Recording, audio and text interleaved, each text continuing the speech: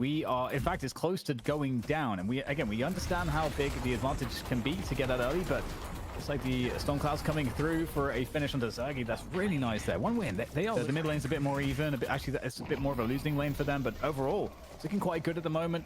Finally, Michaelis will be able to find a punish onto Empty Dreams, but I feel like still, one pretty happy. And wow, what an early, what an early beam.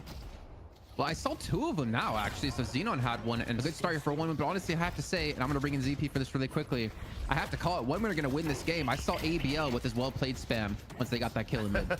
Well, you know, the confidence is back, Jason. It is what you're getting from here. And oh, dear Lord, speaking of confidence, it just keeps getting worse. I mean, this pocket lane has just been pressure coming back from VP on this left side lane. They're doing great work there. 3 players trying to take down the VP side, though, on the left, and it's going to be very difficult for them to stay alive. Sharid goes down. It does not look like he's died 3-4 times in lane. Like, he actually is pretty much was on par with almost Empty Dreams right here, who was the one as the main punisher of him in the lane. A great little dislodge here out of Listic. Invading their opponent's jungle. But with that said, I've got to hold that thought, because we do have this gank onto the Geist here. Everyone from OneWin is present, basically. Yeah, Listic looking to escape from this one.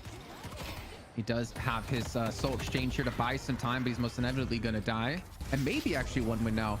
Sorry, Virtus.pro can come out ahead. Yeah, great work to actually force them back.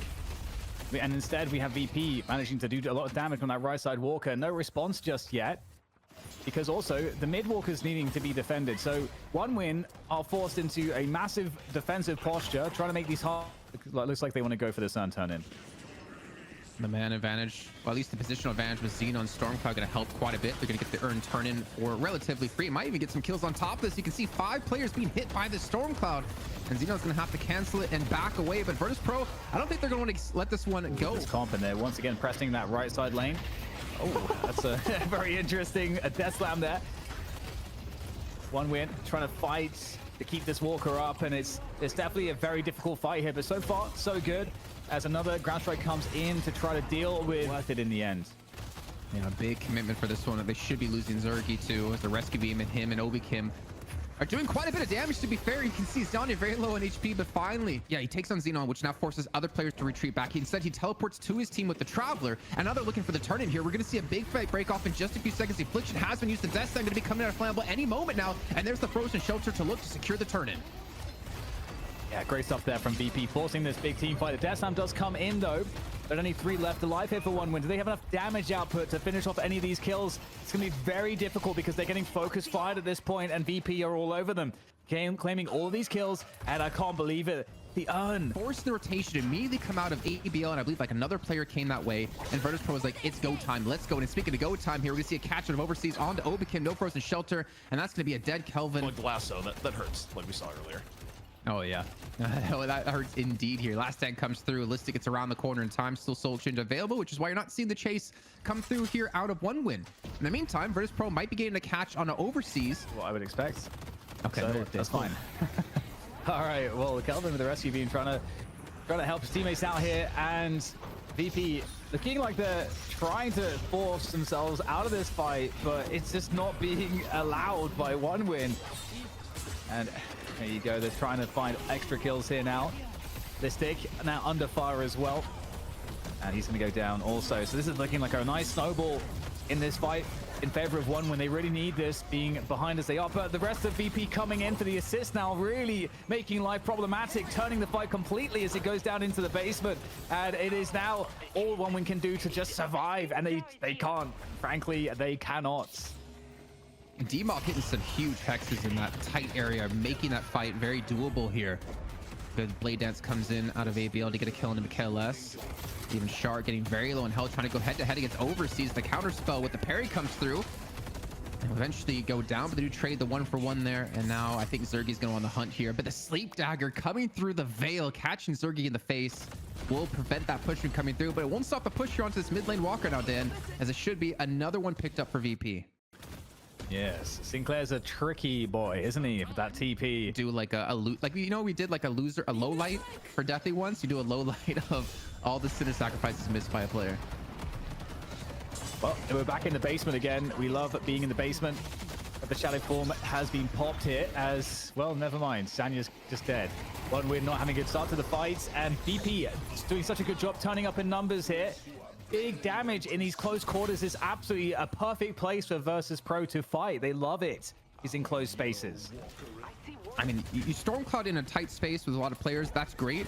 Problem is, Obikim's gonna have approach and shelters, and to catch everyone on his team overseas. You're gonna sit here at the walker, but I mean, you do push it, you do get it down, but I think Zergy should be able to close out this kill. Overseas just gonna burn away and eventually fall. There it goes, comes through, and that's gonna be a full wipe coming in for Virtus.pro. 6 kills. They get. Maybe it's a good time to bring in ZP because we're looking at a 30k lead for Virtus.pro, and honestly, with the way OneMan have been playing, and with Virtus.pro not necessarily grouping up these big ultimates, I don't know if they could come back in this one.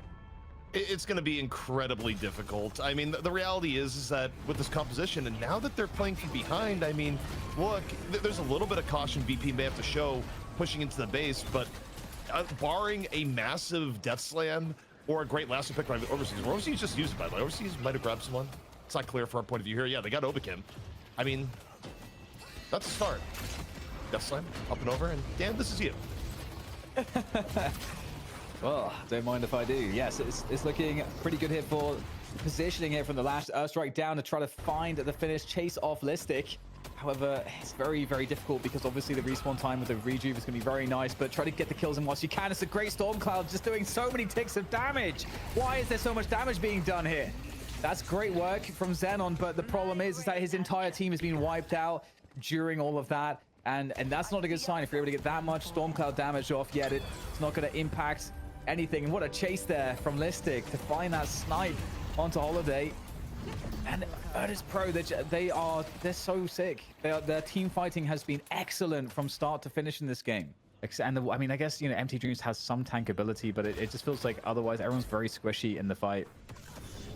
A refresher Xenon, just FYI to bring that up when we see it come. We're gonna see double Stormclouds if he can survive through it. Shadow Transformation has come through, trying to deny away this earned turn-in, but we can still see, even with that initial engagement, Virtus.pro still turning the fight around. Again, Obikim gonna be the first to die for VP's side, but honestly, they don't really need him. Shard gets a kill, Michaelis chimes in for 2, and they're looking to chase down one of their few remaining players with ABL and Overseas back into their own base.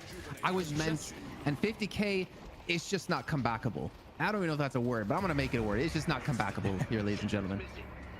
You can make anything a word. And that's happened reliably.